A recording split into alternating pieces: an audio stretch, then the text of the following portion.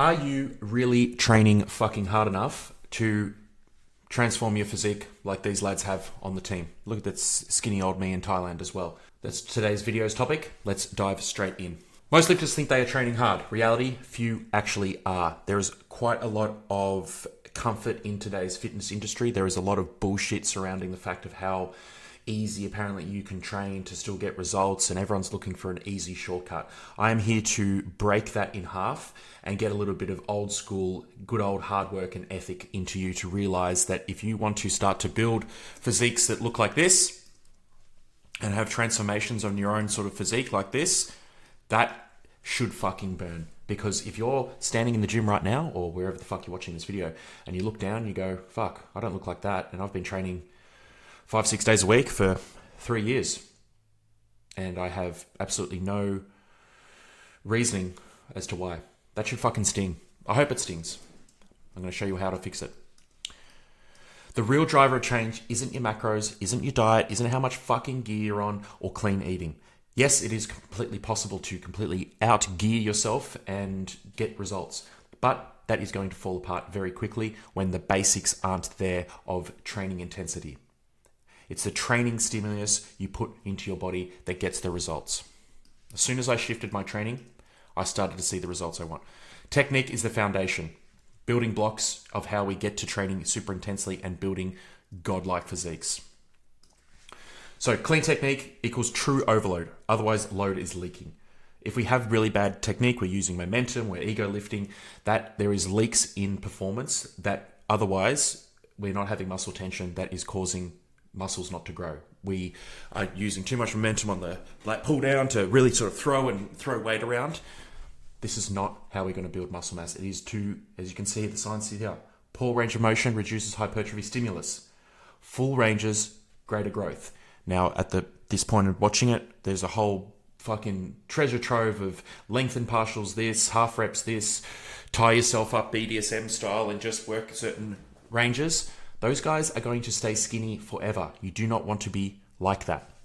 Let's get into a video example. Okay, so here we go. Starting off, standardized range of motion, really controlling, making sure that I'm controlling the weight on the way down. I'm not using any momentum. You can see that my chest is stuck on that pad, and the rep speed is now starting to slow down, but my technique is the same. I'm still not throwing myself into it. I'm not trying to force the weight up using my hips. I'm using Liam, my spotting partner, to get me to those extra reps and to help me, really build and not use momentum when I'm training. So that's one thing, just an example of like, even at heavy weight, this should be happening, clean technique. There are other circumstances where you can, cheat the technique, absolutely. But under certain circumstances, depending on the amount of load, you want to be making sure the technique is number one. Okay, adding weight, reps, sets equals growth. Not so much sets, but weight and reps is definitely the best way to be growing. Sets is one way to do it, but in most cases, if you are strong and really well trained, your ability to do more volume just isn't there. So, no random workouts, not variety, but pretty much doing the same thing in and out for such a long time. So, hypertrophy correlates with progressive increases in mechanical tension over time. There, the science says it. So, slowly, small little increments of increasing weight each and every single week, adding reps, and the last sort of case is adding sets. So, a quick example, adding 5 kilos to bench across 8 weeks, rather than swapping bench out once it stands still, because you do push-ups in between with your bench so it never moves anyway, and you start to do flies. Here's an example of my athlete Vito and how his 1RM to 165 sort of came about. So first of all, he was able to do 122.5 for 8, then he did 120 for 7, 126 for 6, and all of this adds up to him being able to do that 165. Now, over the course of the 2 years of us working together, he has progressively overloaded his bench from his previous max, which was, I think it was 120. So now he's added, 45 to his bench. You're meant to fail. Failure is a good thing, especially when training. We want to be close to failure or even to complete failure as well. Most lifters stop 4 to 6 reps shy because it feels hard, but it's not close enough. Hypertrophy occurs when sets are taken close to muscular failure. You can see here in this image here.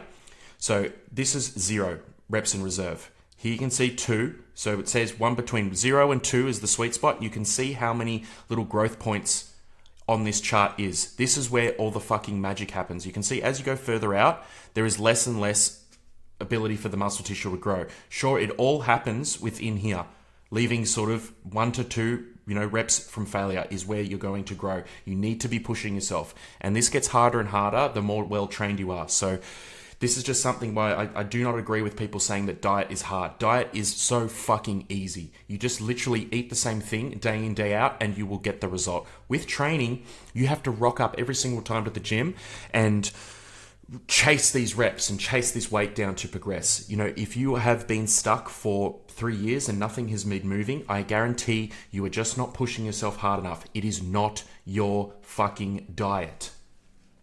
So if your rep speed is the same from start to finish, you're not even close. Or if you're being able to jump off a machine and laugh at the boys and whatever else, stare at chicks and not be all pretty much retarded after a set, I can guarantee on your bigger movements, you are not training hard enough. Rep speed and control. I spoke about this a little bit briefly with the video, but we want to, again, like I said, we want to standardize tempo. We don't want to be making sure of holding on to reps and all these certain things. Tempo has its place, but it isn't magic. I really like it for technique, building technique skills and all that sort of stuff. But as far as muscle building, it is the slowing down in the concentric. So the action of the muscle of you essentially pulling it or pressing it or whatever it may be, not the time under tension on the way down. That is a great tool to use if you're super fucking strong and you need to obviously pull back. But there is a point where we need to be getting after it. But when we get after it, we need to have some control there. So example given here, bouncing 80 kilos off your chest and throwing your hips up while you're benching, or a nice controlled 60, bang, touch and go, a nice and controlled squeezing all the muscles, going through a full range of motion is going to be much better for overall stimulus to the muscle. So volume and stimulus needed is all to the juice for training. So I wanted to put this in because there's some things I disagree with and there's some things I definitely agree with. 10 to 20 sets muscles per week is all we really need to be focusing on. If you're doing more than that, I guarantee you are not training hard enough, or there is just something missing with your training in general. This happens a lot in copy-paste sort of programs and stuff like that. There is a lot of debate about volume and things like that. I am on the fence with it depends. Like I've said, here it is. Below, most lifters undertrain, above diminishing returns. Yes and no, I said here, but if you're strong as fuck and have a great understanding of training, the rules change. If you're really fucking strong and are really, really good at training, I would say you're going to be on the lower end of these sets because you get so much more out of the sets rather than needing more to get closer to failure. This is where the rules change when you get bigger and stronger. So Schoenfeld here, this is where I disagree with him a little bit, is yes, 10 plus sets per week definitely add more hypertrophy if you're training close to failure. But also at the same time, in my experience, there's other factors at play. How much gear are you taking? Are you natural? Are you enhanced? How stressful is your work and life? There are so many factors that determine rather than just going, I'll just do more sets and I should grow more. If your life allows it, in most cases, the guys I'm working with, they're married, they've got kids, they've got a really high-end job. You don't have the time to be doing 20 sets and training, X amount of days a week. We can definitely get the same sort of growth as the photos that you've seen above on lower stuff. So these are things that you just want to think about, and this is why the importance of having a coach is so important. So you only grow from your rest. This is both true in the gym and out of the gym when you sleep. 2 to 3 minutes minimum equals more growth. My experience with my powerlifters, obviously it's a different skill as far as building muscle, but again, if you are really getting after it in a set, in most cases I'm resting up to 5 to 8 minutes on a lot of my sets. Like that T-bar set I showed you previous in the video, I was rested probably close to 10 minutes until I did my second set. Short rests equal harder. Truth, you just cut down your performance. You rather have a longer rest and be able to try and match the performance you had in your top sets rather than just rushing through your workout. And that's probably why you may have plateaued with a lot of your workouts, is that you haven't been giving yourself the rest between sets. Now, a lot of this happens due to the fact of you feeling uncomfortable in the gym. So you feel like you should be doing stuff and it can't be further from the truth. Once you finish your set, sit down, just let your heart rate get under control, let your breath get under control, doom scroll for a little bit if you need to, but then as soon as that you're nice and ready after 5 minutes or whenever you're fucking ready, ramp up again. Get into the mindset of like, okay, I've got to get this extra rep, I've got to push for this extra weight. That will determine progress in the gym. Another thing here is a great call out, like I've been saying. If you're not smoked and needing rest, you didn't take that set far enough. I can tell you, like I said in that T-bar, I was wrecked after that set. I needed, 10 minutes before I could go again. Okay, this is always a great topic to talk about. 5 reps, 15 reps, 30 reps, they all fucking work. This doesn't mean for strength, this doesn't mean for fucking muscle building, and this doesn't mean for toning. It all builds muscle mass. As you can see here from Brad Schoenfeld, the absolute goat of hypertrophy study, this is the latest thing. Again, we've had to fucking revisit this because people are just not believing it. It becomes down to the effort. It doesn't matter if the load's light or heavy or how many reps you do. You just need to be training close to failure. As we go back up here, back up to this picture here.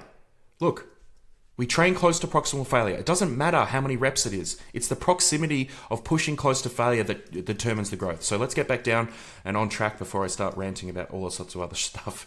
So as you can see here, Schoenfeld did this study back in 2017. He's had to redo it because people are still so fucking stupid and think that there's different rep schemes for different types of muscle building. It's not. That all does the same shit if you train close to failure.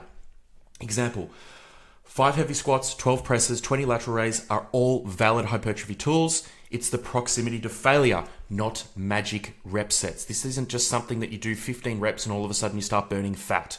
No. Okay, what is the real driver of change? Not this. This is not it. We cross this out. Diet does not equal muscle growth. It helps it, but it does not determine it. What is it? Stimulus, training close to failure, getting stronger each week. This is what grows muscle. The diet side of things is what facilitates it. If you do not have this first, diet is going to do fuck all. You need to be focusing on your training first. Building a solid routine, being able to train really fucking hard, seeing if it works into your lifestyle. How fatigued are you? Are you still able to show up to work and do a good job there? There's so many factors to get right with training before you even get into the fucking weeds and how boring diet is. Okay? You don't see me fucking ramping up and yelling at my fucking chicken and rice to get more out of it. No. This. Muscle growth. Stimulus. Again, if your training isn't progressive, controlled, close to failure, and truly hard, no amount of clean eating will save you. Cross this fucking shit out. I'm sick of fucking hearing guys talk about diet and wanting to get toned. Whatever happened to the people wanting to be fucking Arnold Schwarzenegger? What's happened to this world? Final note. If you're done pretending, you train hard and you're ready to run a program that's built to push you properly, check out the next video, one of these 2 links. I'll show exactly how to structure training that forces growth. Not just sweat, not just think about your diet and all this other stuff. Get real fucking results. If that's you, move on to the next video and there'll be a way to contact me after that next video. Thank you so much for watching. It means the most to me and my wife if you could like and subscribe. We are just a small business and we want to try and help as many male and female lifters as possible get the most out of the gym and the most out of their physiques and build a much stronger and confident world moving forward. Peace and love.